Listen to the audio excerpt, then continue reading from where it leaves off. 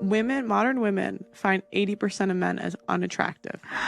And so on dating apps, which people will argue that maybe people on dating apps aren't looking for something serious, but that's the number one way people meet. Women only swipe right 5% of the time, up to 20% on the high end in certain studies.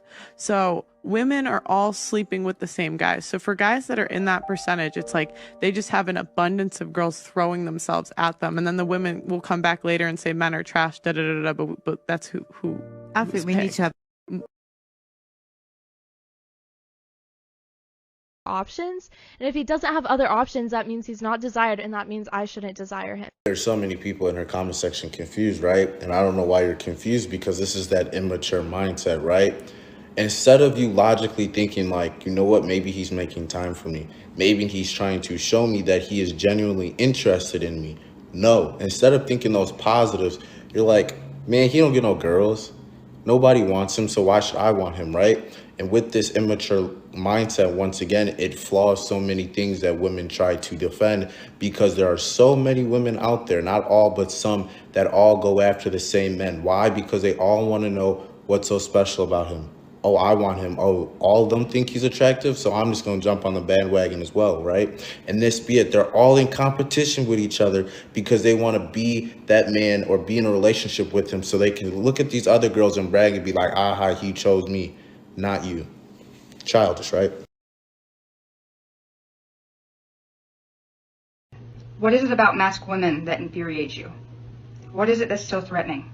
So what a lot of y'all in these new groups of people don't understand is that your lifestyles have consequences. So if you choose to live your life imitating another group of people who have been considered annoying for the longest time, you're going to come off as annoying too, naturally. Especially if when you ask questions like this, you're implying that people are threatened or intimidated, whatever you said.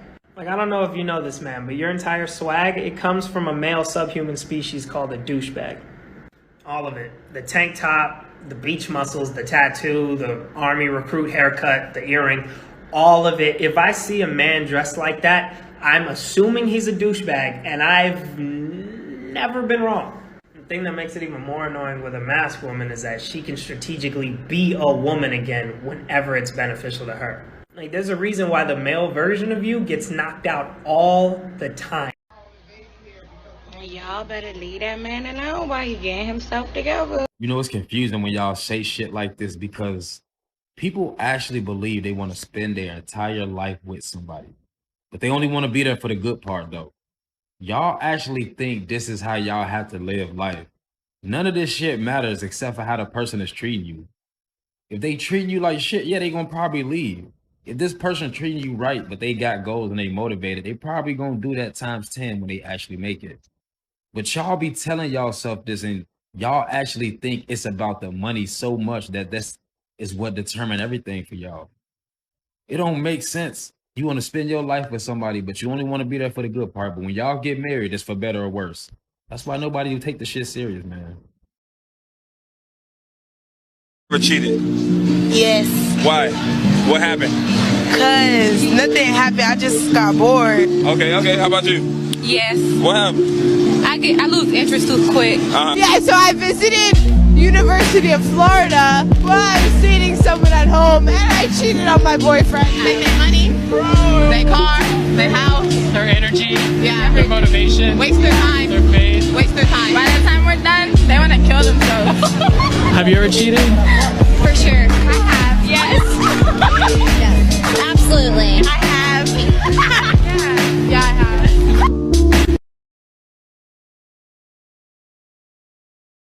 When it comes to paying child support, he is so incredibly petty. No, what you just described is your ex-husband being so incredibly smart. First, you complain that he breaks his child support payments into 2 payments per month. Well, if he's like most Americans, he probably gets paid every 2 weeks. So it would make sense to break up that payment. I'd be willing to bet money most of his bills are broke up that way. Secondly, you complain that he sends it by certified check, a check that you need to sign for in person at the post office. What he's doing there is creating a paper trail that is easily verifiable. Because there are plenty of women out there who, even after they get their child support, claim they never received it. And if you tried to do that, he wouldn't even need a lawyer. He could go to court himself and show the judge your signature for every one of those checks. And I saw in your comments you said, oh, direct deposit provides proof? No, direct deposit would provide proof the money left his account. If you said you never received it, he would then have to hire a lawyer to prove that you got the money. Women love to drain their ex-husbands through lawyers. Sounds like his secretary got herself a smart man. Have an ex out there that believes you never cheated on him, but you really did. Yeah. Yes. Yes. Yeah. Absolutely. Oh, yes, I do. Yeah, I do. Yeah, my baby dad. No, because they all know I did. The nice guys, the nicer the guy, the more dangerous he is. Who told you to tell all our business? Either way, since this cat's out the bag, understand this, that the nice guys are oftentimes most dangerous because it takes a lot of confidence to not have to put on a facade and show people who I am. I don't need to scream power or I'm powerful or I'm strong in order for you to know this.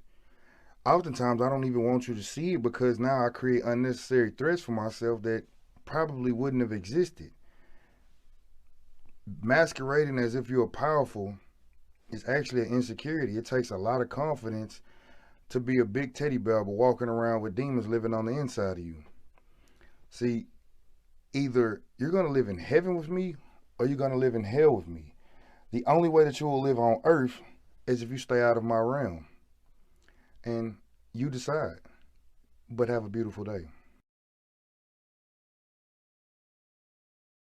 The other day I saw this video of this woman saying that she would only date a man if he made over $100,000. That is fucking stupid. First off, the average man only makes about $50,000 a year, so the standard is way too high. And second, if you're only dating a man for his money, you're shallow, and that's probably why you're in a lot of failed relationships.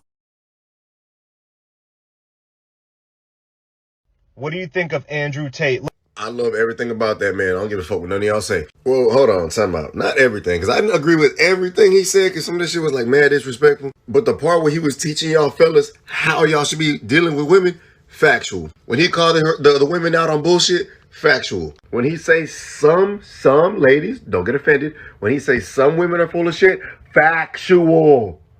In every fucking way, dog. I literally call myself the Black Andrew Tate because I really don't be on y'all's bullshit. I don't like the games. I don't like the entitlement, especially that. And I do not deal with the bare minimum. I mean, that's really what I got from him. Don't be a simp. Carry yourself like a king and stop treating these women like they're above you. That's what I got from him. And I love that about Andrew Tate. I love Andrew Tate. Why they canceled him? Because he's a king and he knows what he's talking about. Shit, I'm not going to be surprised that they cancel my ass too because I'm really good at making really strong points about y'all ladies.